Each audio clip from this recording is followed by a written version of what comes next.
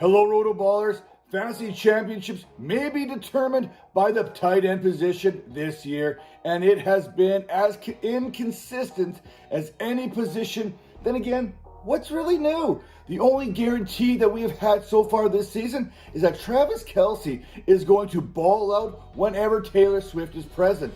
Does anyone know if Taylor Swift is going to be in Kansas City this weekend? Anyway, let's get into those Week 11 tight end must start and must sit options. Starting with Trey McBride versus the Houston Texans. Houston is among the league's worst when it comes to defending opposing tight ends, allowing more than 15 fantasy points per game so far this season. That is a great sign for fantasy managers rostering Trey McBride, who is coming off an 8-catch, 131-yard outing last week against the Atlanta Falcons.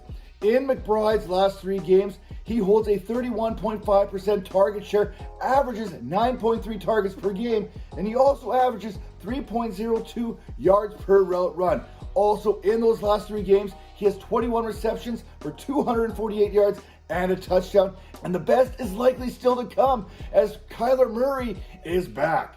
Perhaps the most impressive stat is the 27% targets per route run this season that trails only Travis Kelce. Since 2011, only 10 other tight ends have seen a 25% or greater target per route run rate. And hey, McBride is right there. Another tight end who's been there all season long is Sam Laporta versus the Chicago Bears. There are 4 teams that are allowing tight ends to average over 15 fantasy points per game. The Texans, the Jaguars, the Broncos, and yes, the Chicago Bears. The rookie, he had a down week last week, hauling in just 4 passes for 40 yards, which is a pretty good week by tight end standards, but not by his standards. He was actually outscored by fellow tight end and teammate Brock Wright. So there may be some out there who were hesitant to put Sam Laporta back into the lineups. Don't be hesitant. Don't do that. Don't be that guy. Chicago has shown that they can have issues when it comes to stopping opposing tight ends. Even in a down week, Laporta's route participation rate was over 73%. And last week, we knew it was going to be that Dan Campbell, run the ball down your throat, establish the run with the return of Frank Ragnow, Jonah Jackson, and David Montgomery. Laporta, he gets back on the board here in week number 11. Let's stick with the rookie tight end theme here, and let's talk about Dalton Kincaid going up against the New York Jets this week. Kincaid has seen at least 6 targets and produced over 50 yards in 4 straight games, and he has 2 touchdowns in those 4 contests, including 1 last week against the Denver Broncos. On the defensive side of the ball, the Jets, they've been tough against tight ends, but the one thing they are allowing is touchdowns. A league-high 6 touchdown grabs to tight ends, including Michael Mayer last week of the Raiders, who ended up in the end zone. Now, Kincaid, he's already one of the top 5 route runners at his position, and that wheel route last week against the Denver Broncos for that touchdown, that was pretty nasty. Now, he's doing all this without Dawson Knox, so we can expect another 95% or greater route participation pretty much weekly from Kincaid.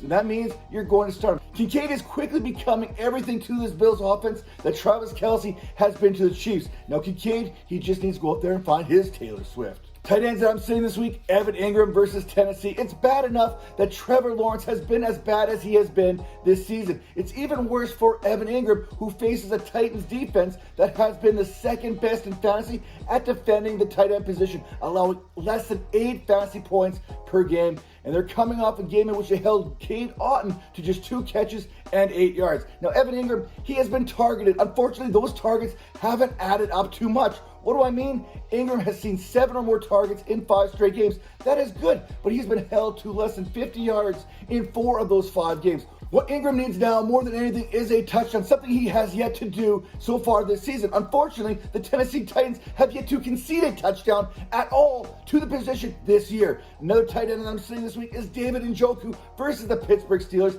after a tough matchup against the Ravens where he was held to 58 yards on 6 receptions.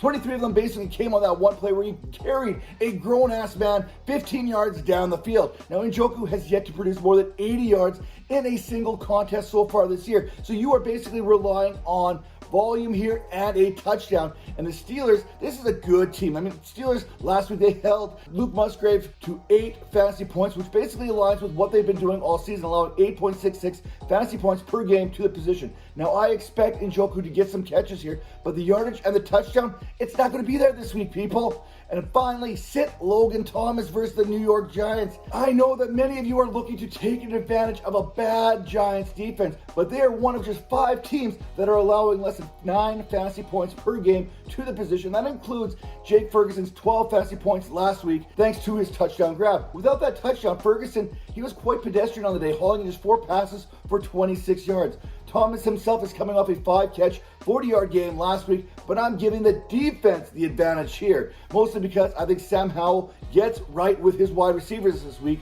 as they were held in check by that Seahawks duo. Terry McLaurin, Curtis Samuel, and Jahan Dotson, 5 catches for 39 combined yards. That's not going to get the job done. Look for a correction this week. Once again, here are your tight end starts and sits. Rapid fire. Start Trey McBride versus Houston. Just followed production. 21 receptions, 248 yards, and a touchdown in the last 3 weeks. Start Sam Laporta versus the Bears, who are allowing the 4th most fantasy points to tight ends after a down week. Laporta reminds you just how good he is once again.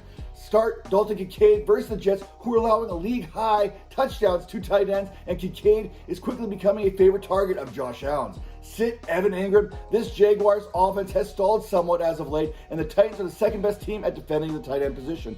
Once again, David Njoku is in another tough matchup, as the Steelers are the 3rd best team in fantasy against tight ends. And sit Logan Thomas versus the New York Giants. Washington will be looking to get their other receivers back on track, as Thomas faces a top 5 defensive unit against the position.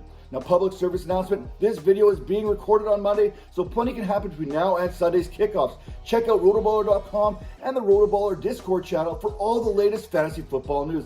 And be sure to hit that like and subscribe to our RotoBaller YouTube channel for plenty more fantasy analysis.